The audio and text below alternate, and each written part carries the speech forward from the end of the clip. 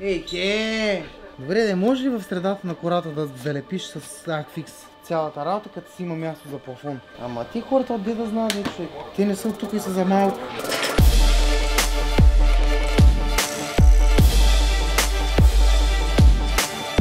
В този видеоклип ще ви покажем разликата между нашите амбиентни осветления и бюджетните такива. Сами може да видите монтажа, който е само с подпъхване на LED лентички. Такъв тип монтаж ние не предлагаме.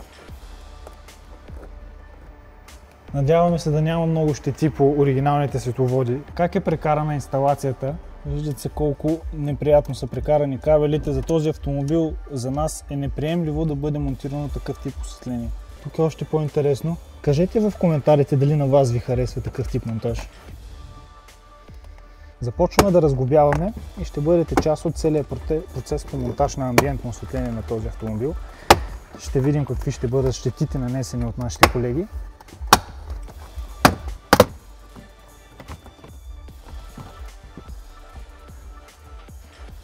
Надявам се тук да не е залепено с лепила, а само с двойно залепваща лента. Може да видите как по този начин се поврежда оригиналната кожа. Ще го отлепим по-внимателно след малко, за да се стараем да запазим кожата колкото се може повече. Ето тук се вижда как е останало лепилото. Не знам дали ще успеем да го изкараме без да нараним кожата. Всички тези оставени връзки с допир до пластмаса са предпоставка за бъдещи вибрации, които няма да се усещат приятно от шофьора и собственика на автомобила. Все пак това е монтаж направен в рамките на няколко часа. При нас това е невъзможно, по-късно ще разберете защо.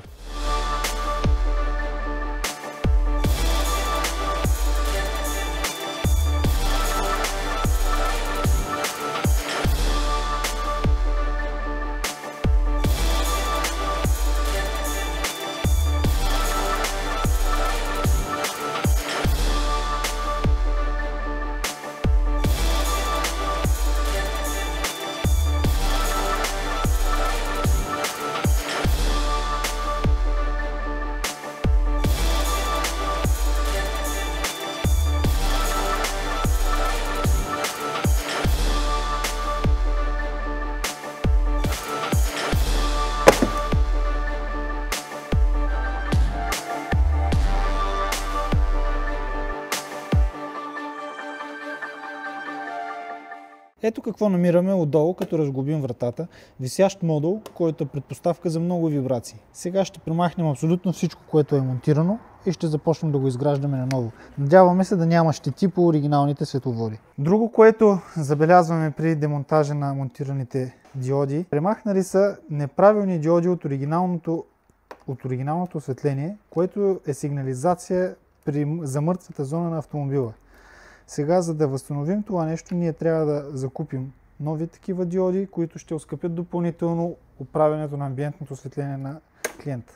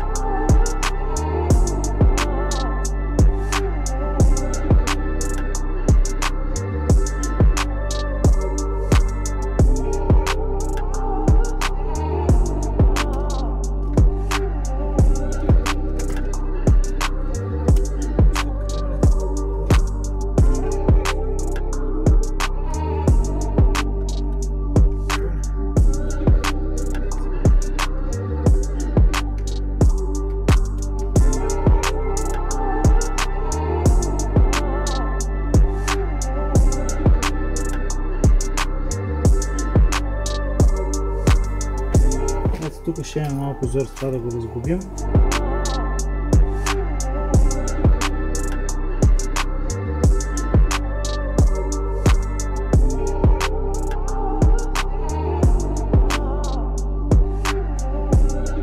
Ето още едно изпълнение как са залепили LED осветлението на пластмасата на жабката.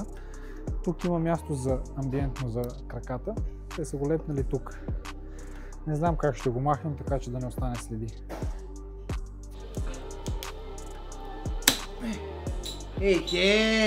Добре, да може ли в средата на кората да залепиш с Акфикс цялата работа, като си има място за плафон? Ама ти хората отде да знаят, че те не са тук и са за малко.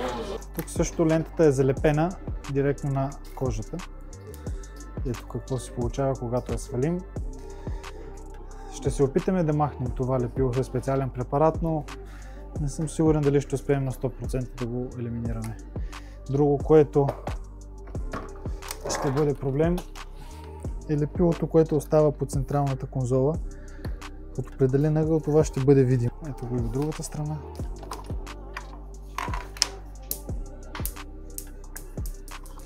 Това е отговора защо ние не можем да се справим в рамките на един ден да монтираме амбиентно осветление при по-голяма част от автомобилите. Сега ще трябва да елиминираме цялата инсталация, която е монтирана за старото амбиентно осветление.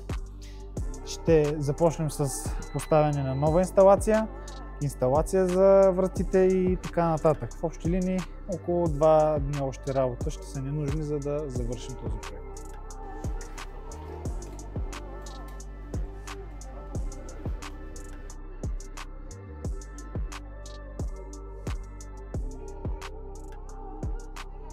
Забележете само къде нашите приятели са лепнали диода.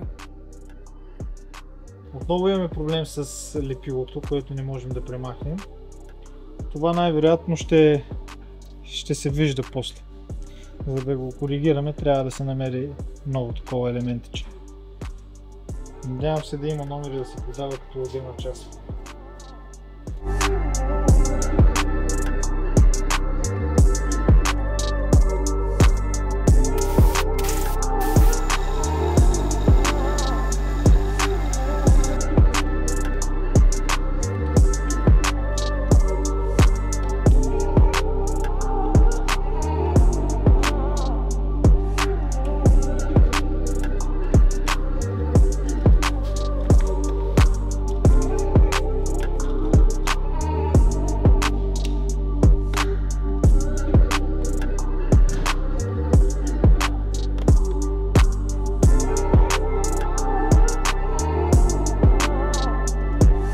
След седмица работа по този автомобил вече сме готови да ви покажем крайния резултат. По колата монтирахме стандартен пакет амбиентно осветление за модела плюс добавка амбиентно за табло.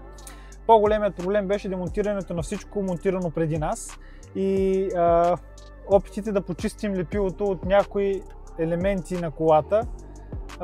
Успяхме да ги почистим до известна степен, така че да постигнем задоволителен резултат за клиента. Ето го и крайния резултат. Монтирахме 30 цветно амбиентно осветление с контрол през мултимедията на автомобила.